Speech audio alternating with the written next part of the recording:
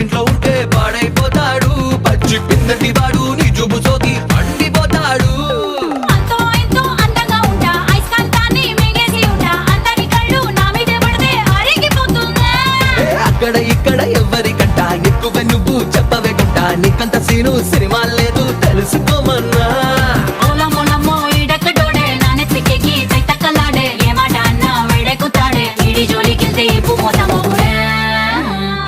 అయ్యో పాపం